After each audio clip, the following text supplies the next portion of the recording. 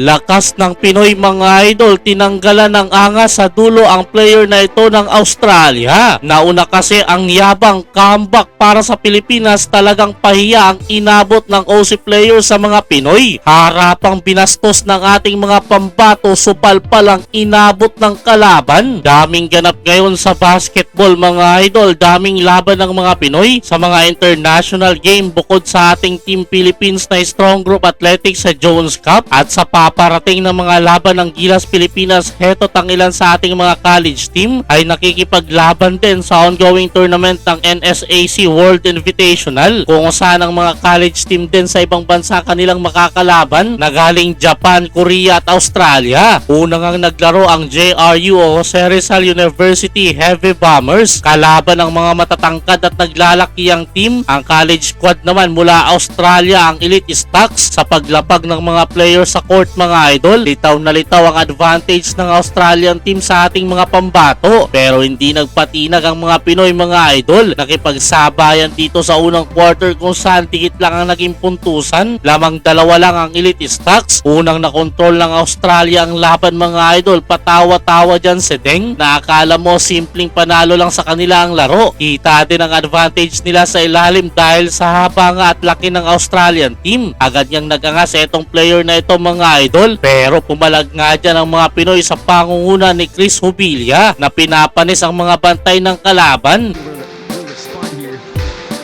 Oh, basketball. So a chance for them to tie this one up. Mobilia will do just. Segundo na lang natira sa unang quarter, gagawa sana ng highlights ang Australia. Alley-oop dunk sana pero wow, mali yan kay Alan Laurinaria. Kumbaga sa kahoy sibak ang inabot ng OC player. Talagang sinabayan sa ere, taas ng talon, malinis na napigilan niya ni Laurinaria mga idol. Pahiya ang inabot sa Pinoy.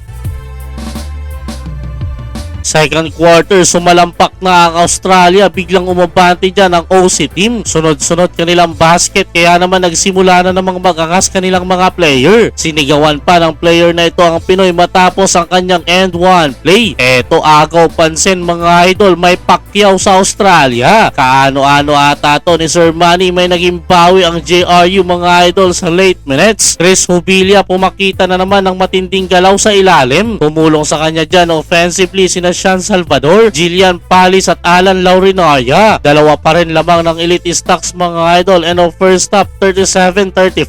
Third quarter, patuloy ang pagpuntos ni Chris Hubilia sa JRU. Sabayan ng pag-init na rin ang opensa ni Lawrence Mangubat na gumawa ng 9 straight points mga idol. Biglang lumamang na dyan ang Pilipinas pero uminit din bigla ang Pacquiao ng Australia na si Noah Pacquiao na pumakawala naman ng back-to-back 3-pointer pero Pilipinas na ang lalamang isa in of third quarter, 57-56. Pagpasok ng fourth quarter, nag-aangas na naman etong player na ito ng Australia. Hype na hype sa kanyang 200 slam dunk, may pabangga pa sa Pinoy.